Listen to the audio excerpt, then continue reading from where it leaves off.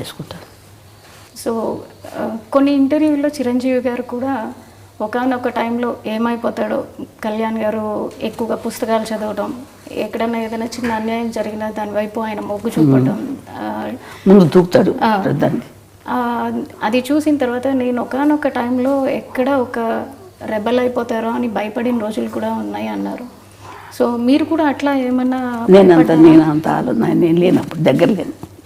మేము నెల్లూరులో ఉండేవాళ్ళు, మాకు తెలియదు, అది వాళ్ళ అన్నయ్యకి తెలుసు.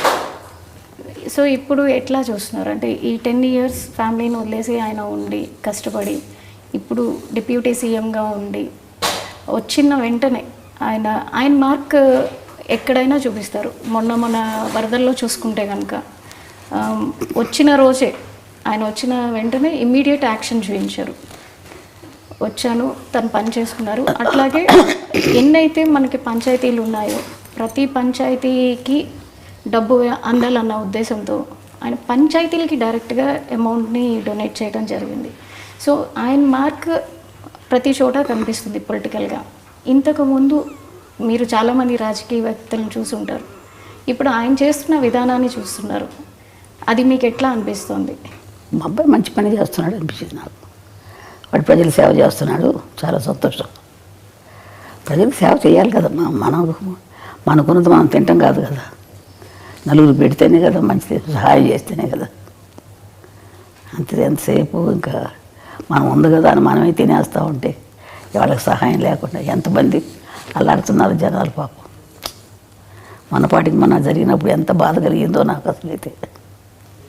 అది కానీ తర్వాత ఇంకొక ఊరు కేరళలో ఇక్కడ ముందు కేరళలో మైనాడులో అక్కడ జరిగినా కానీ ఎంత బాధ కలిగింది, ఎంతో అల్లాడిపోయారు బిడ్డలు, చంటి బిడ్డలు, వాళ్ళు వీళ్ళు ఎంత బాధలు పడిపోయి ఉంటారు. అదే నేను ఊహించుకుంటే నాకు ఎంత బాధగా ఉంటుందో అనిపిస్తున్నాను. చూస్తుంటాను టీవీలో వార్తలు, చాలా బాధ కలుగుతాము. అలాంటి వాళ్ళకి సేవ చేయాలి, తప్పదు. ఏదో మనకు శక్తి కొద్ది మనం చేస్తే మంచిదే కదా, వాళ్ళకి సహాయం చేస్తే. సెలబ్రిటీగా మీరు అనుకున్నట్టుగా సినిమాలే చేసుకుంటూ ఉండుంటే ఆయన డొనేట్ చేసి వదిలేయటం జరిగేది. కానీ క్షేత్రస్థాయిలో ఆయనే ఉండి పొలిటీషియన్ అయ్యాక క్షేత్రస్థాయిలో ప్రతి ఒక్కరికి దగ్గరుండి ఆయనే ప్రతిదీ అందేలా చూసుకుంటున్నారు. సో ఈ విధానాన్ని మీరు ఎలా చూస్తారు? మంచి విధానం కదా మాది, వాటికి చేసేది మంచి విధానమే. అందరికీ కూడా సర్దుకుంటాం, అందరికి సహాయం చేయటం అనేది అంత కలిసి రా, అంత బుద్ధి పుట్టాలి కదా చేయటానికి, అంత ఆలోచన రావాలి కదా. మంచిదే కదా మాకు చేసే బుద్ధి ఉంది. వాళ్ళ నాన్నగారికి కూడా ఉంది కొంచెం బుద్ధి, సేవ చేసే బుద్ధి. కళ్యాణ్ గారి ప్రస్థానం చూసుకుంటే అటు కెరీర్ వైజ్ కానీ ఇటు పొలిటికల్గా కానీ ఆయన మీద వాళ్ళ తండ్రి గారి ప్రభావం ఎక్కువ ఉందనుకుంటున్నారా, లేదా ఇంకెవరైనా ప్రేరేపణ ఉంది అని? ఇంకేం లేదు, వాళ్ళ నాన్నగారి ప్రభావం ఎక్కువ ఉంది. ఆయన ఇట్లాగే దాన ధర్మాలు చేసి సహాయం చేసేవారు, అందరికీ చేసేవారు. అదే బుద్ధి ఈయనకి కూడా వచ్చింది కొంచెం. అంటే అందరికి ముగ్గురికి ఉంది కొంచెం. ఈయన ఎక్కువ రాజకీయాలు ఉండబట్టి ఎక్కువగా కలిగేసుకుంటారు. సినిమా ఫీల్డ్లో ఉండగా కూడా అందరికీ సహాయం చేసేవారు, సినిమాలు యాక్ట్ చేసేటప్పుడు కూడా.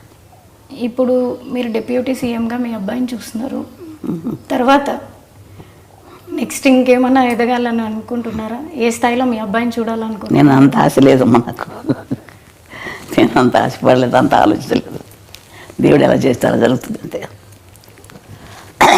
అంటే నేషనల్ వైడ్గా కూడా ఆయన మార్క్ పొలిటీషియన్గా మిగతా పొలిటీషియన్తో కంపేర్ చేసుకుంటే కనుక కళ్యాణ్ బాబు గారు వెళ్తున్న విధానం కావచ్చు, అటు డివోషనల్గా కావచ్చు, బీజేపీతో అలయన్స్ అవటం వల్ల కావచ్చు, ప్రతి ఒక్కరిలోనూ ఒక చైతన్యం వస్తుంది. సో ఆయన నేషనల్ లీడర్గా ఎదగాలని మీరు కూడా అందరితో పాటు ఆశిస్తున్నారు అనుకుంటా. వాడు ఇప్పుడు అనుకోలేదు కదా ఇలా ఇప్పుడు సీఎం అవుతాడు, అదే అలా జరుగుతుంది, ఆటోమేటిక్గా అవి జరుగుతాయి అట్లా. అంతే కదా, మనం ఆలోచించేది కొద్దిగా జరగవు కదా. దేవుడు ఎట్లా చేసుకుంటారు, భగవంతుడు ఎట్లా చేస్తాడు అట్లా చెప్తాడు. పవన్ కళ్యాణ్ గారు వారి తండ్రి గారైన వెంకట